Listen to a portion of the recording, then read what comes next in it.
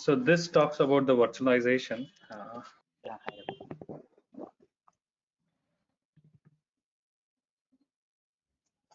Okay. So this document talks about the virtualization. So I'm sharing it in the chat box. Okay, can refer this document. And this document talks about the networking basics.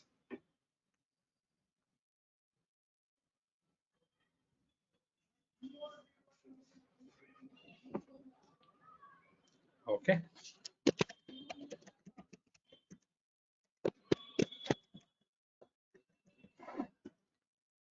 And another document talks about the storage basics.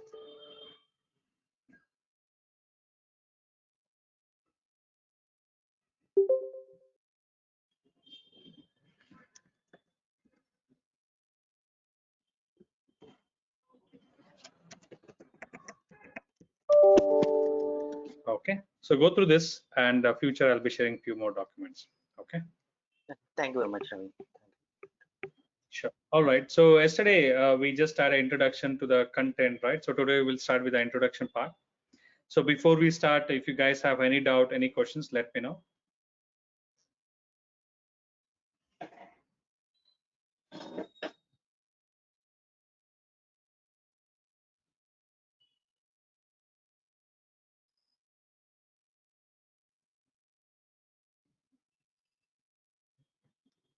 Okay. Just give me 1 minute.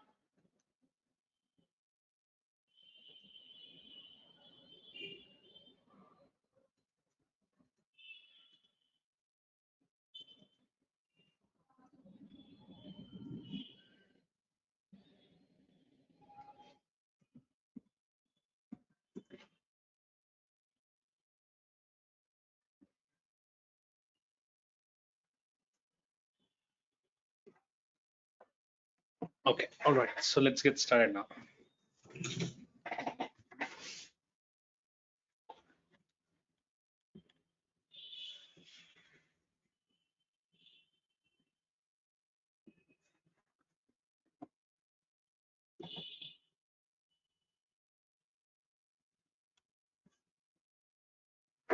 So first thing, we'll try to understand what is cloud computing. Okay. So from there we get started. So hope this slide is not covered yesterday, right? No, Ravi, it's not covered. Cool. Thanks for the update. Okay, if I'm going fast or if you need any relevant example, you can stop me and you can ask me anytime. Okay. So let's try to understand what is cloud computing here. So when we say cloud computing, we always refer to the public cloud. Okay. So here the computing we refer to the, like, let's take example, if you want to host any application. No? So first we'll try to understand what is computing here. So if you want to host any application or services, so wherein you require the computing resource, right? So you require a CPU, you require a RAM, you require a network, storage, and operating system. So then you can host your services. So now if you want to host your services, you require all this component in your premises, okay, where you'll be managing end to end. So when you say this cloud computing, wherein all these components, wherein you'll be hosting it on the public cloud, right? So here cloud computing, we always refer to the public cloud. So wherein you'll be hosting this on the public cloud. Okay.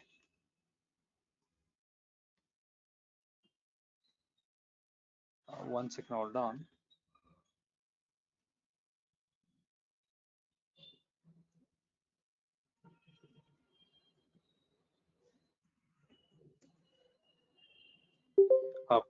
So now all this component, when you say cloud computing, all these resources will be hosted on the public cloud like Azure, AWS, or Google, wherein you'll be consuming these services or these resources over the network and you'll be hosting your services. So that is what we can say in simple terms as cloud computing. So cloud computing can be defined as a delivering the computing power like CPU, RAM, network, storage, and operating system, a service over a network, usually on the internet, rather than physically having the computer resource at your customer location. So instead of having in your premises, you'll be hosted or you'll be consuming this particular resource on the other end. Okay, so this we can say a simple cloud computing. So now, why this cloud computing has become popular, or what is the benefits of cloud computing, so that people are started adopting the cloud services? We'll try to understand that. Okay, so the main reason of cloud computing utilization is cost saving, right? So the cost saving is the one main reason wherein people are consuming the cloud services. Let's try to understand how it saves. Okay, like as you see Amazon or Flipkart, right? So the e-commerce website wherein you can use this in the sense like as you see Amazon, Flipkart, like that. If you want to host your application and you want to run an e-commerce website, right? So how you are going to do that? So to host your application on an e-commerce website, like you want to sell it on e-commerce, right? So you want to host your service. So when you require the data center, you require the physical component like server hardware, storage hardware, network hardware, right? So you require all this thing, and you require a person who can configure all this, and you can host it. And when you buy this hardware, you need some time to get this hardware to ship to your place. So wherein you are investing a lot of money, a lot of time in order to host your application. And once you host your application, to manage that, you require the IT persons, right? You require the IT resource for them. Again, the resources you require to manage it, right? So you have to invest a lot of money. Okay. And after some days, wherein if your business is not doing good, wherein you want to shut down your business, right? So what you're going to do, whatever you have invested will go under the loss. Okay. And also whenever there is an hardware refresh, right? So once in a 3 year, the AMC or the warranty will go. You have to regenerate your AMC, and if required, you have to refresh your hardware. You have to reinvest, and if there is any OS upgrade, you have to reinvest there, right? So wherein a lot of other hidden things are involved when you host your services in on-prem. But when it comes to cloud, it's pretty straightforward. On a day one, you can create your cloud account, okay, using your credit card, and from day one, you can host your services.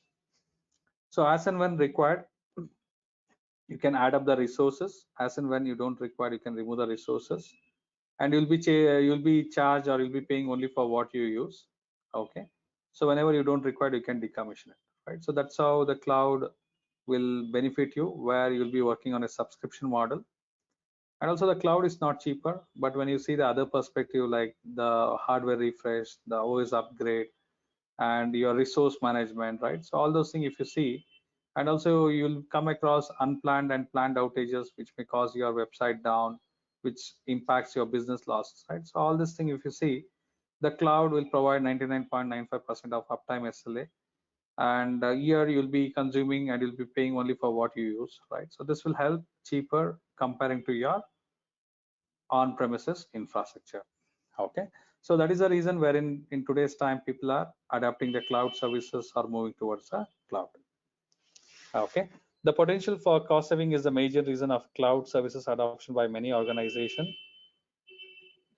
Okay, and cloud computing gives the freedom to use the service as per the requirement and pay only for what you use, right? So here you'll be paying only for what you have been using.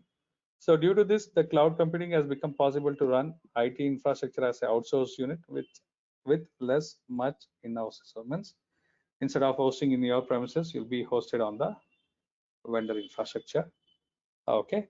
So the cost saving is one thing, and second thing is the improved performance. So whatever the configuration you're looking in cloud, yes, you get it. And maintenance, no, any planned outages and unplanned outages wherein the will be taken care. So wherein the cloud provide you 99.95% of uptime SLA for any services, and even you have option to what do you say? Um, you can configure your application, or you can design your application such a way you can achieve 99.99% of uptime SLA for your applications. And also about the software updates, so wherein you may come across the firmware updates and the hypervisor update, OS updates, and the application updates. So based on what type of cloud services you are taking care, right? So your the software updates will be taken care, the patching part will be taken care. And also compatibility with the operating system, so whichever version of OS you want to run, you can host it up. Okay. And also you can take a backup, and also you can use it as a recovery solution, in the sense if you host your infrastructure in your premises, so as a part of data protection, right? So you can take your data backup and you can store the backup in cloud. In the sense you can use the cloud services as your backup solution also, and also recovery solution, right? So let's take example, you run your production environment in your on-prem and you want to continue to use that. And if at all, if any downtime with respect to the data center level, so wherein you will be planning to have a disaster recovery site, means you will replicate the similar infrastructure in another region, in a means another place. Okay, so instead of reinvesting there, what you can do, you can replicate your workload to cloud. So whenever you want, you can turn on the cloud services when the on-premise is down. And performance and scalable, right? So cloud is always scalable model, so as and when required you can keep on adding the resources. And increase in storage capacity, means whatever the storage capacity you want, yes, you can go for it. And data safety, right? So any data which you are transmitting, like data on transit and data which is residing on the cloud, will be encrypted. You need not to worry on that. Okay, so these are the following benefits what you can see where people are adopting the cloud services. So that's why today's time the cloud adoption and utilization has become more. Okay, any doubt, any questions on this?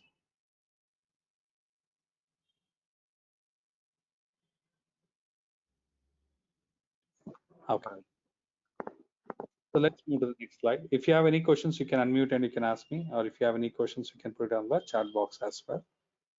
All right, so let's move to the next slide. So this is what we just discussed. So when you host your services in on-prem, so this is your overhead. So when you host in the cloud, it's pretty straightforward. It's a subscription model. So whatever the services you consume, you'll be paying only for that. So let's try to understand what are the types of cloud computing here. So basically there are 4 types, even we can say 5 types of cloud computing. So one is private cloud. So here the private cloud, the name itself says private, means it's your own infrastructure. Okay, where you're managing from end to end, means your data center, you're hosting your physical things, like physical resources, right? And where you'll be managing end to end, and also whatever the services you host on the private cloud, and no one else can come and host their services in your premises, right? So basically the private cloud, even we can say it is your on premises infrastructure. Okay, so whenever you hear the word private cloud, so that means that that is your own infrastructure which you're managing. So next thing is the public cloud. So public cloud, the name itself says public, in the sense it is available for any organization or as an individual, even you can use a public cloud services. Okay, so example is Azure, AWS, Google, or all the public clouds. So when you talk about the hybrid cloud, no, so wherein when you want to connect, or when you're hosting your services in on-prem, and when you are planning to host your services in Azure, AWS, Google, whatever, so now you have your infrastructure running in on-prem as well as in the public cloud, right? When you're connecting these two and making it as a one single IT infrastructure for you, right? So this we call it as a hybrid cloud. So a hybrid cloud is a combination of your private cloud and public cloud working together as a one single IT infrastructure for you, we call it as a hybrid cloud. Any questions on this? How the connectivity will happen from on-prem to cloud? Yeah, you can build a connection. Let's take example you have offices in two different locations, like you have office in India, you have office in US, where you'll be connecting this to using the site-to-site VPN or MPLS over the internet, and you'll be enabling a connection. So what will happen here? This two IT infrastructure will be like a one single environment for you. So same way, you can connect your on-prem infrastructure to Azure or AWS using site-to-site VPN or Express route. You can connect that. So what will happen now? You will have a connectivity between your on-prem and cloud, and it will work as a one single infrastructure for you. Okay, so do we have any specific connectors for establish a connection between them? Yeah, you can connect over the internet. Okay, okay. So it See, means you why will I build am a site. asking. Yeah. So if there is an Active Directory is there, so for the establish a connection between Active Directory and cloud, so we have a AD agent is there. So in the same way, do we have any other agents between Azure and on-prem? See, in Azure, you're talking about the Azure Active Directory now. So Azure Active Directory is a web-based directory services. So what you're trying to do, you're going to synchronize your objects, right? So that is one way where your AD or the AD connect will be exposed to internet on port 443. Through that, you'll be connecting to your Azure, and your synchronization will happen through that. Okay. So here what will happen, you're trying to connect one infrastructure to another infrastructure. So let's take example, you have an office in India and you have an office in US, right? So how do you connect? Just 1 second, hold on. I'm just getting a call continuously.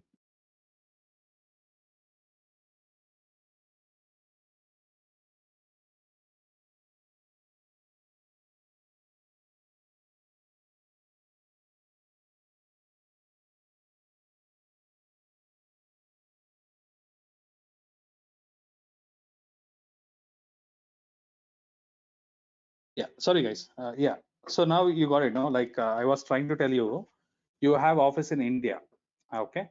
Like you have office in Bangalore and you have one more office in US. So now these two offices, you want to establish a connection. How do you do? So do you have idea about that? No. Okay, so basically what will happen, from your office, you have an internet from Bangalore office. In US also, US office also will have an internet.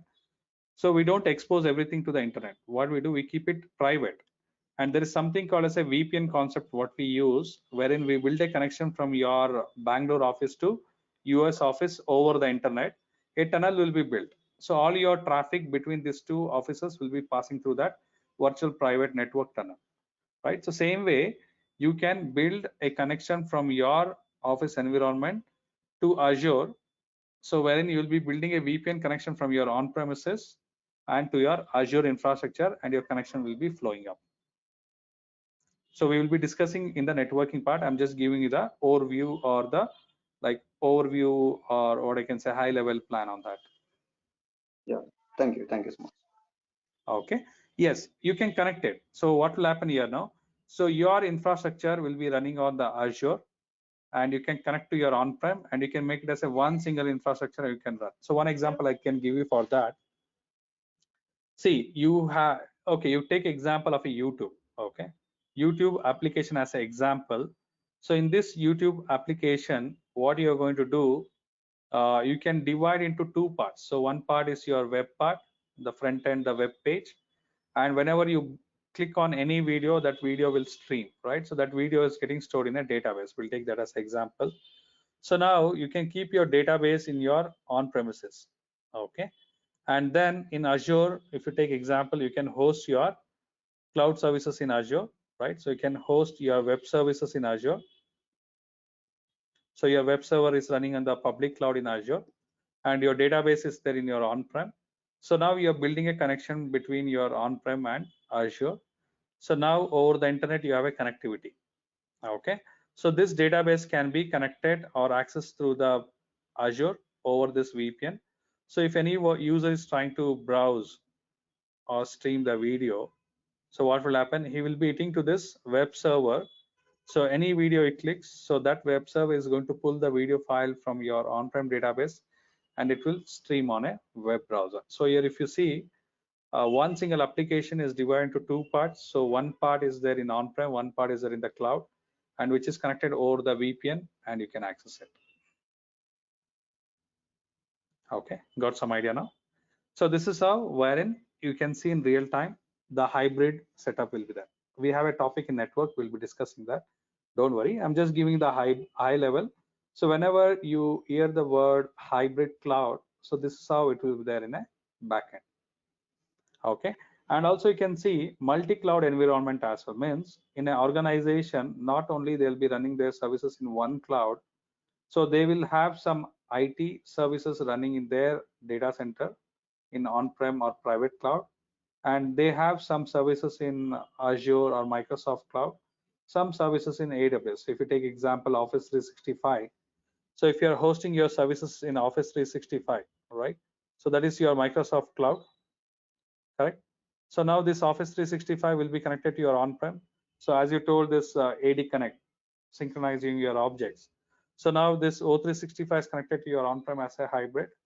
And one more example you can take, and where your organization is running some IT infrastructure in AWS, like server, storage, network, application, whatever, and this is connected to your on-prem. So directly or indirectly, this AWS is interacting with your Microsoft Cloud, okay, or O365, even you have an Azure services also, and also this AWS and this O365 are directly or indirectly connected. So now here you can see there are three types of cloud. Even it can have more than that. So when you have more than two types of cloud, we call it as a multi-cloud environment. Even you can see in a real time. So hybrid or multi-cloud environment also you will be seeing in a real time. Okay. So these are the types of cloud computing you can see in the real time. Any doubt, any questions on this?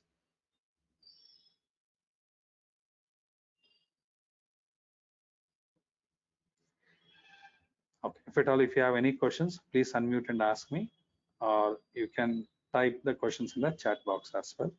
And if I'm going fast, or if you need any relevant example, please feel free to ask.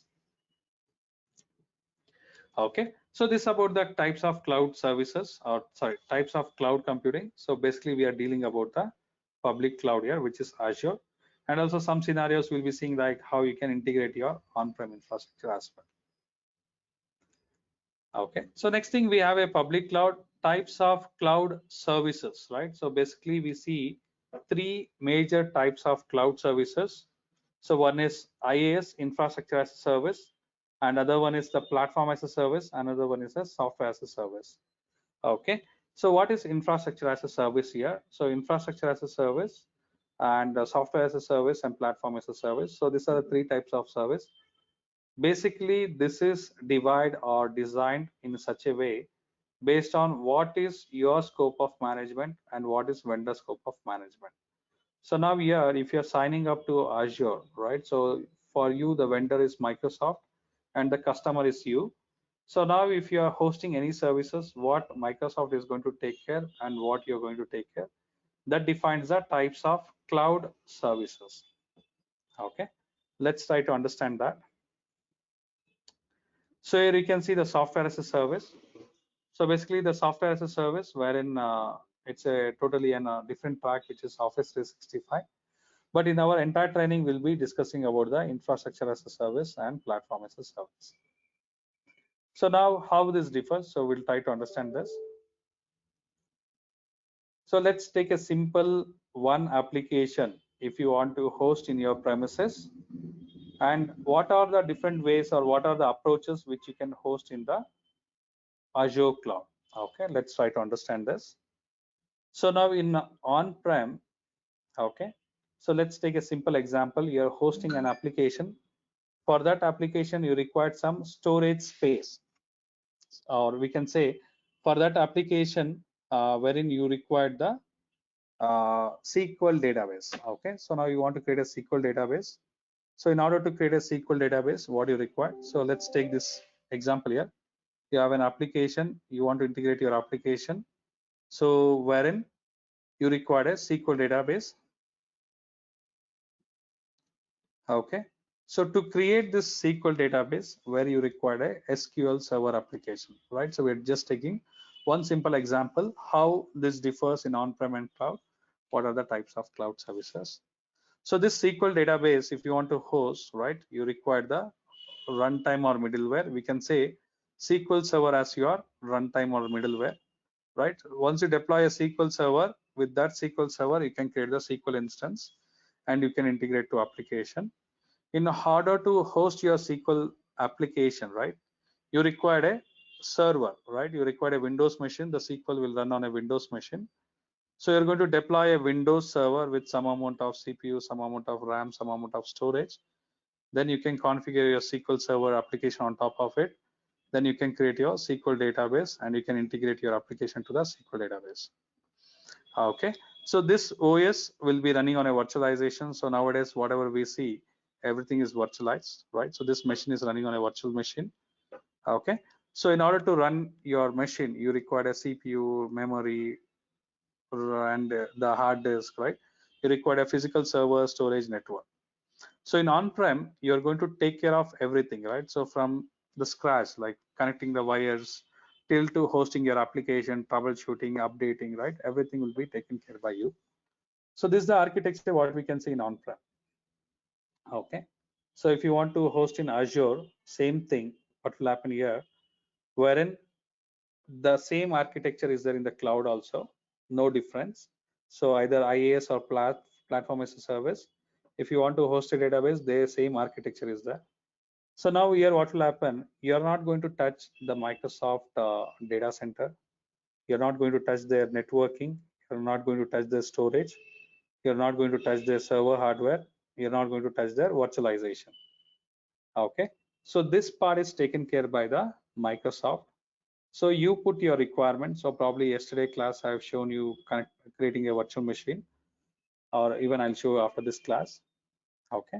So what you're going to do, you're going to put your requirement saying that, like, how do you buy a laptop? So you say I require this amount of CPU, this amount of RAM, this amount of storage, and this is the operating system what I want. So same thing you put across the Azure portal, saying that I require a Windows machine, Windows operating system with 8 GB RAM, 2 CPU with some amount of storage space. So once you put your requirement, a server will be built on the cloud. Okay, then you'll get your login credential. Then you can connect to your machine, the virtual machine running in the cloud with the credentials. So once you log in, what you will do, you do the same thing, right? So you'll be installing the runtime or middleware. So I can say the SQL Server application you're going to install here. Okay, once you log into the server, then what you're going to do, you're going to create a database instance and you'll be integrating to your application. So here what will happen, the physical data center, physical network, storage, virtualization is taken care by the vendor. You need not to worry on this. So this is vendor scope of management. So from OS onwards, this is your scope of management where you will be taken care. So if you take example, if you buy a laptop, right? So if you want to install any application, that is your scope of work, right? The customer has to do it. Suppose if the laptop display is not working or the RAM is not working, so you take back to the vendor, because as per the agreement, vendor has to take care of it with whatever the warranty period, right? So same thing here also. You can host the same application in one approach, which is infrastructure as a service, where you'll be creating a virtual machine and you'll be installing the application and so on. Okay, but you will not be managing the underlying things. So this is infrastructure as a service. So this is one approach where you can host a similar requirement in the cloud, the same requirement. So let's take example. I don't want to manage the operating system. I don't want to manage the SQL Server application. My requirement is I require a database where I can connect to my application. So in that case, what you can do, you can directly create the database instance as a platform as a service. Okay, and you can integrate your application directly and you can start consuming it. So here you'll be managing the database onwards. You will not be managing anything beyond that. So beyond this database instance, it requires the same infrastructure, no changes. It requires a runtime or middleware. To host this runtime or middleware, you require a OS. To run this OS, you require a server, storage, networking. but this will be taken care by the Microsoft. You need not to worry on that. So only thing you should take care about your the platform and so on. Okay, so this is another approach where you can host the same services as a PaaS. So here we have taken one application as an example, but same time, if you can have multiple application, either you can host as a IaaS or platform as a service as per your requirement. And also when you see the cost perspective, no, this will be bit costlier. Why? Because so here when you host, you require a OS license, you require a SQL license, you require a person to manage your OS, you require a person to manage your SQL, and your maintenance like patch management or planned or unplanned outages, right? So a lot of things wherein it is involved, but here you are directly managing the database instance. So other way you will be saving your cost. Okay, so this is one example. Comparing this example like the types of cloud services. Any doubt, any questions on this?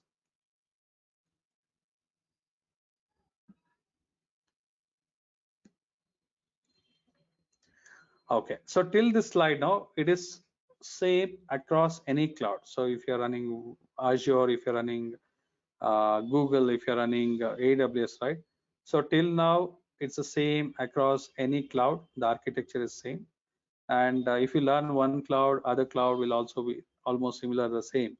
Only thing, the options in the portal or the UI and feature and costing will vary. Apart from the baseline architectures will be the same. Okay.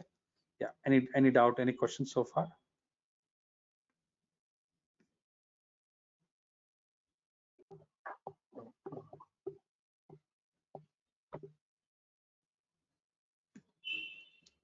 Okay, so let's see how you can create one service in cloud, how you can connect it. Okay, probably I covered it this yesterday, I'm not sure. Well, anyways, I'll show it up once again. So this is your Azure portal. You type the URL portal.azure.com. So this is one way where you can manage your Azure using the graphical user interface. I'm logging into my Azure portal with my credential. So now I have a requirement to create a virtual machine with some amount of CPU, some amount of RAM, some amount of storage space. I'll put my requirement here. So I say I want to create a virtual machine.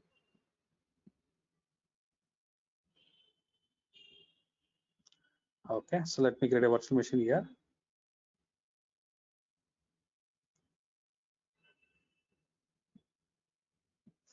So let me create a resource group. So I'll be covering this in depth when we go to the regular class on the VM topic. Okay, so I'll say this is my application server.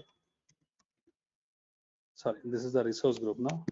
I'll say test resource group. And I'll say this is my application server. Okay, which physical region you want to host, you can select it. So I'm selecting, I want to host this on West US.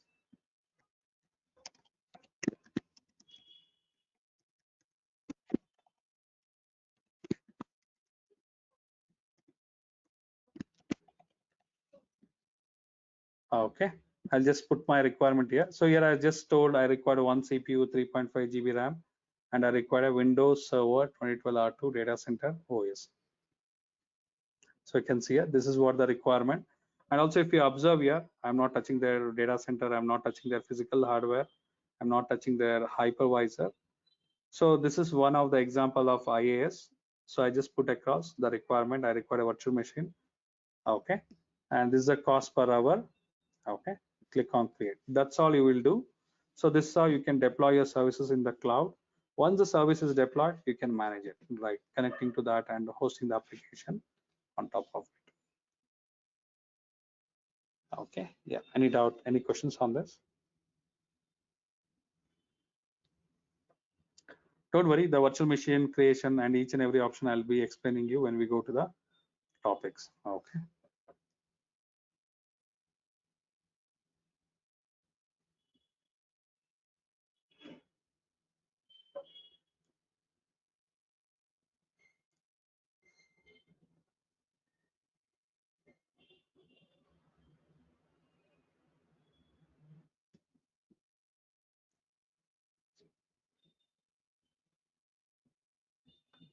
I hope everyone has shared their contact details. So the materials will be sent you via email. Okay.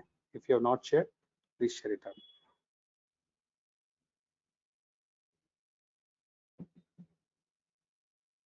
So you're saying, how do you identify infrastructure as a service, platform as a service, and software? Is that your question?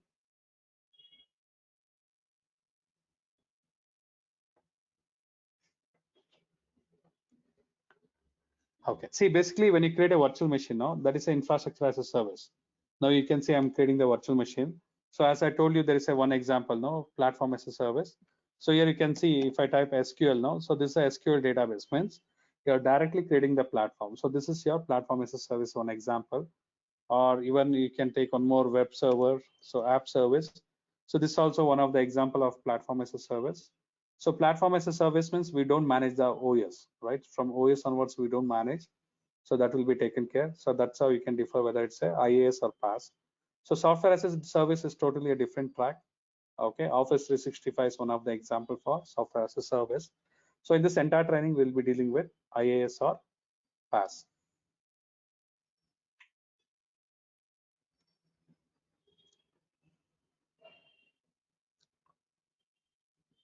So don't worry, like a lot of things to discuss in this training. So one by one, we'll go through it. Okay, now we can see the machine is deployed. So it's straightforward, like how do you connect and access in your premises same way. So this is the IP address of this machine. If it's a Windows machine, you take RDP. If it's a Linux machine, you take SSH. How do you connect in on-prem is the same way you will connect here. Means there is no difference, like comparing your on-prem and cloud, it's almost the same. Okay. So only thing, what you're going to take care, that will be taken care by you. What vendor has to take care, they are going to take care of it. Okay. So here you can see you're directly connecting to this machine with this IP address.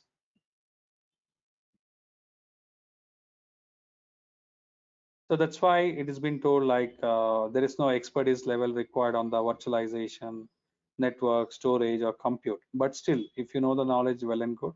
If not, you need to know the basics so that whenever we say virtual machine, so you should have an idea what exactly or how exactly it will be created in the backend. So how do you create a virtual machine on-prem is the same way you do here also. No difference. Only thing what you are going to take care and what vendor is going to take care, that matters. Okay, so let me connect to this machine. So it's a Windows machine. I'll try to take RDP.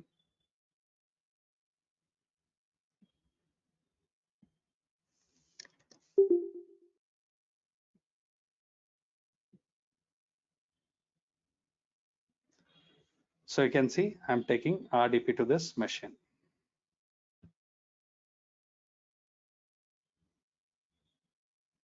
Okay, so this is where you will be connecting in your on-prem also. So here is also the same. As I told you, this IaaS. So from here, whatever you manage, right? So from OS onwards, either Windows or Linux, that is your IaaS platform. Okay. Yeah. Any doubt? Any questions on this?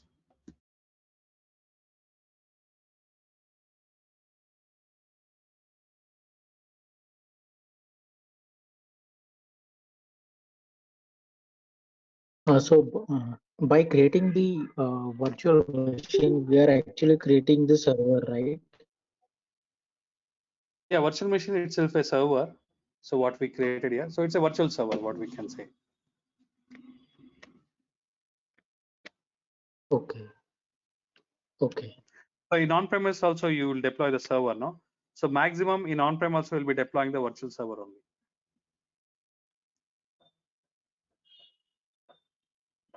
Okay, means maximum you can see virtualization in on-prem also, so that you can effectively use your hardware, right? So nowadays, whatever the server hardware you buy, so it will be with higher capacity. I'm actually new to this. Yeah, sorry, Anirudh. I'm actually new to this. I mean, networking and this virtualization. I'm actually new, so I'm learning. I don't know such things. Yeah. No worries. No worries. You can ask your question. You feel free to ask your questions. So that's why I shared the link. So which covers the basics of networking, the basics of the virtualization, basics of storage. You can refer that. Okay, the links are in the chat box. So we have shown infrastructure as a service. Suppose customer want to use infrastructure as a code like Terraform, Ansible, or some kind of infrastructure as a code. So Okay. then how we can host the virtual server here? See, infrastructure as a code, right? So you mean to say code as a service? Okay. Something like that you're asking? Yeah, same. Suppose customer want to use infrastructure as a code and he want to host the any kind of SaaS application. So then how we can do that? So you can host it. Like how exactly? I'm not getting like how exactly you want to host it. In the sense, any Suppose I examples? have a SaaS, yeah, I have a SaaS application like Azure AD. So for example, I'm taking Azure AD as my SaaS application, and customer want to use infrastructure as a code by using Terraform or Ansible or Python, any kind of automation code he want to use, and he want to host that SaaS application Azure AD in that in that infrastructure. So then how we can do that? See, Azure AD has been provided by Microsoft, no? Like what exactly you can do with that? Sorry. Yeah, Azure AD is providing by Microsoft. Okay. So, but customer want to use instead of Windows, he want to use some code like Terraform or Ansible, any kind of infrastructure. So you mean to say Terraform or Ansible to manage your Azure infrastructure? That's what you're saying? Correct, correct. Yeah, you can use that. So that is what you can see in the market, right? So there is an option where you can integrate your Terraform to your Azure environment. Okay. And from there you can manage that. That's true. You can do it. Okay. See here, one option what you saw is I use this Azure infrastructure or manage this Azure infrastructure via browser, right? Portal portal.azure.com. And also same time you can manage via command line also with the PowerShell or shell command. And same way you can access through the third-party tool, like whatever you ask, the Terraform or whatever, you can connect and you can manage that. Okay. Yeah. Thank you. Yes, yes, you can install any type of application, like however you manage your on-prem, same way you can do it in the cloud also, no difference. Okay. Yeah, all right. So any other doubt, any other questions, let me know. So today we'll just hold on here. So tomorrow we'll be discussing on the next slide. So for now, if you have any doubt, any questions, let me know.